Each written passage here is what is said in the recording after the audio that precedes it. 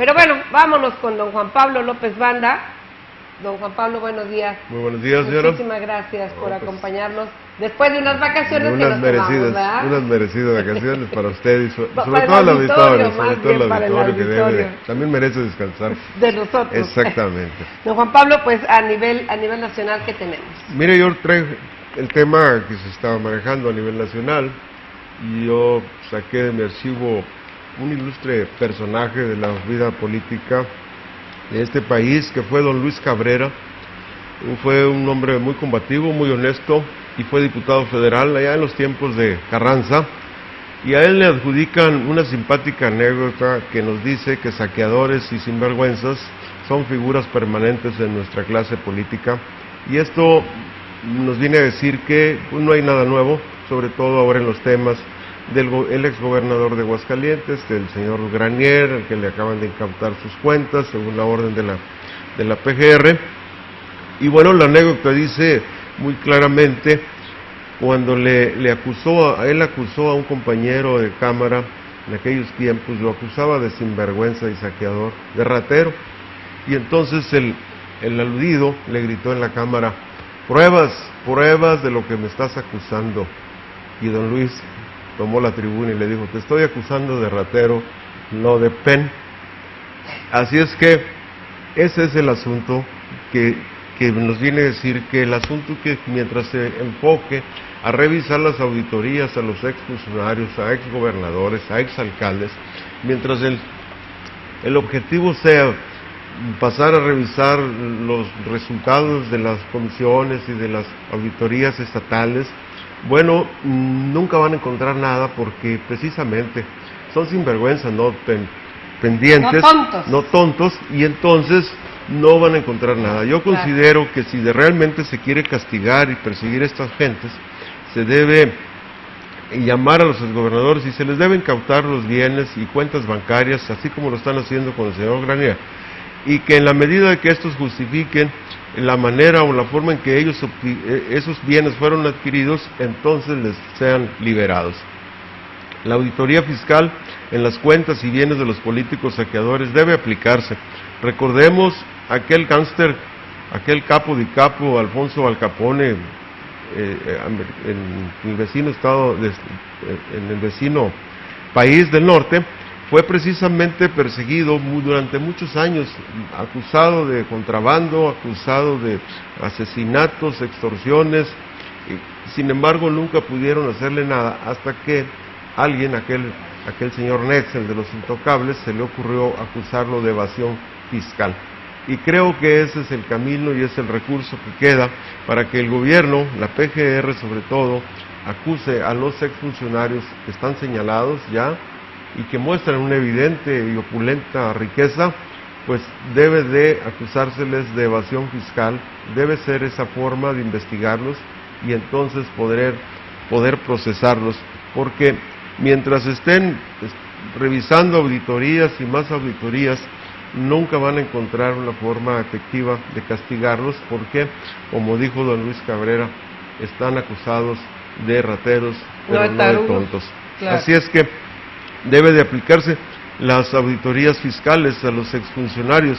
Y fíjese usted, ahorita para el próximo domingo, por ejemplo, está el proceso ya en 14 estados, y precisamente los temas, las acusaciones que intercambian son en ese mismo sentido, el enriquecimiento de algunos políticos. El candidato a gobernador por el estado de Baja California, priista distinguido, está acusado de poseer propiedades de cientos de millones de pesos, y sin embargo, bueno, se contrasta, no coincide con lo que él ha percibido como salario o ingresos legales durante los pasados 15 años. De tal modo que apenas figuran como candidatos y ya están bajo sospecha. ¿Qué ocurrirá cuando este personaje, si llega a triunfar y gobernar el estado de Baja California? Imagínense, en futuros años estaremos viendo repetida la historia del señor exgobernador de Tabasco, el señor Granier. De tal modo que no se vislumbra una solución mientras no cambien las reglas del juego. Pues es que es el cuento de nunca acabar. Hoy aparecen los titulares, por ejemplo, del periódico Pulso, en acerca, bueno, toda la semana ha estado apareciendo acerca de los presuntos desvíos de recursos en el DIF, y Adriana Ochoa, que es una reconocida periodista estatal, toca el tema. Dice, bueno, ni se inmuta quien supuestamente maneja, la titular de esta dependencia, al fin que ni fue a poner la cara, dice Adriana. No fue a pedir el voto, el que fue a pedir el voto fue otro, y háganle como quieran. Pero fíjese que esos departamentos, no nos adelantamos a la respetable Adriana, sino que la semana pasada hablamos del DIF, precisamente, antepasada, precisamente de cómo se están canalizando recursos hacia ese departamento. Y fíjese que yo hablaba de los dos, oficialmente se autorizaron 2 partidas de $1 millón, pero resulta que hay un rengloncito donde dice que se destinan 6 millones de pesos para inconsistencias. Y resulta que de esa ¿inconsistencias? Sí, o sea, cuestiones que se presenten que no estaban consideradas, y entonces... Contingencias. Pues van a ser incontingencias, vaya a ver en la revisión de la auditoría. Incontinencia es otra cosa. Pues el caso es de que esos recursos se están canalizando hacia ese departamento, y bueno, esas cuentas nadie lo revisa. Sí, y quizás no leí la colaboración de la señora Adriana, pero va en ese mismo sentido. Creo que los departamentos del DIF en todo el estado, en los municipios, ahora es la nueva, una forma de canalizar recursos hacia esos departamentos que gozan con una ventaja. Tienen el sello de la nobleza, de la ayuda a la gente necesitada, y bueno, ¿quién les va a escamotear o quién les va a regatear que no están haciendo el trabajo? Bueno, el asunto es que las cuentas deben de revisarlas, y son precisamente los regidores, en este caso, en nuestro municipio, quienes deben de mantenerse en estado de alerta para que no se triangule o no se deslice, se canalicen esos recursos al DIF, y después, desde allí, nadie pueda estar revisando. Eso que usted menciona en el estado, pues es algo similar en algunos municipios. Pero yo le quiero decir ahora el tema que encontré de aquí, de bonito Río Verde, es sobre el capitán segundo de infantería, el señor Genaro Sandoval Plasencia. El señor fue designado, aún con la oposición de algunos alcaldes que consideraban aquella como una orden, como una imposición. Sin embargo, fue aceptada. ¿Por qué? Porque nadie quería correr el riesgo de contrariar la disposición, y mucho menos de correr el riesgo de ser considerados de ser aliados de la delincuencia, al momento de oponerse a la designación del capitán Sandoval como mando único en esta región, en este municipio. El problema fue que de confundir el mando único con el mando absoluto provocó que se cometieran algunos excesos, y bueno, pues las detenciones arbitrarias y excesos de la autoridad, abusos de autoridad, provocaron la inconformidad de cientos de ciudadanos que les fueron violentados sus derechos elementales, y sin embargo, los alcaldes no prestan atención o ignoran las quejas de sus gobernados por temor a contrariar la disposición o contrariar o enfrentarse al famoso capitán Sandoval. Esta situación ha generado que mucha gente afectada mejor opta por guardar silencio. La última que tengo conocimiento es que el chofer del capitán Sandoval arrolló una cuatrimoto donde se ocupaban varias personas.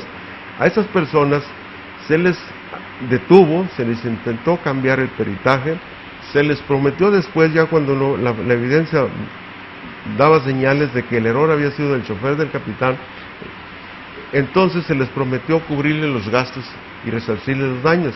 Sin embargo, no se ha cumplido con ese acuerdo, con ese ofrecimiento, y los afectados optaron por guardar silencio. ¿Por qué? Porque tienen temor a sufrir una represalia por parte del mando único.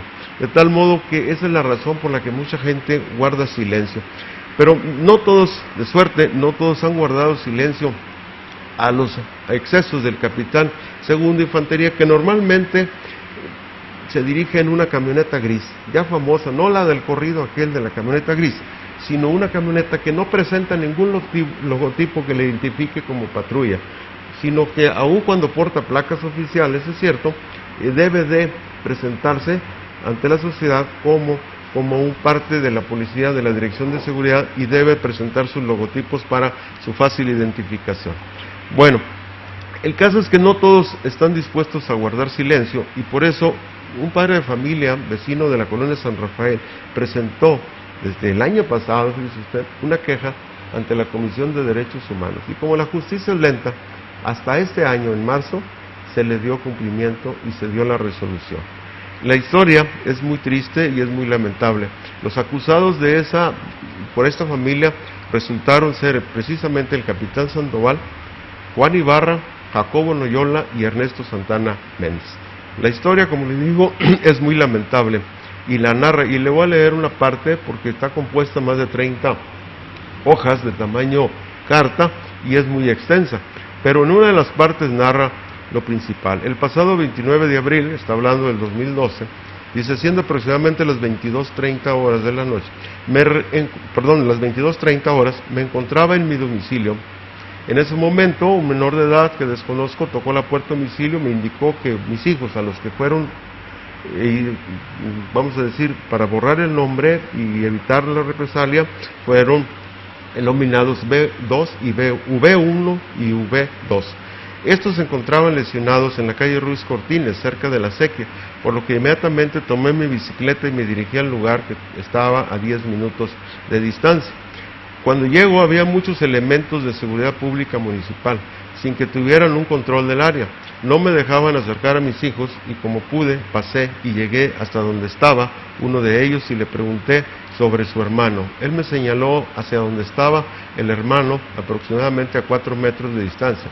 Me acerqué a él, estaba en el suelo, lo tomé de la cabeza y le pregunté qué le pasaba. No me podía contestar, solamente movía su cabeza, pero no podía hablar. En ese momento los policías me jalaron, me retiraron de ahí, les digo que me ayuden, que me dejaran llevarlo a recibir atención médica y el policía me contestó que no lo podían mover hasta que llegara la ambulancia. Esa historia se dio, el muchacho se desangró lamentablemente y murió en ese mismo lugar. El capitán Sandoval recibió de respuesta de la Cruz Roja y le dijeron que no tenían unidad para atender ese servicio. Hasta 1 hora y media después, el capitán hizo caso omiso al reclamo del padre de familia y dispuso que se tuviera al otro hijo que estaba herido. En lugar de llevarlo a recibir atención médica, también lo esposaron y lo subieron a la patrulla, lo golpearon y ahí lo sujetaron, mientras el otro hermano se desangró y murió en ese lugar. Esa historia, como le digo, que es muy extensa y está muy bien descrita.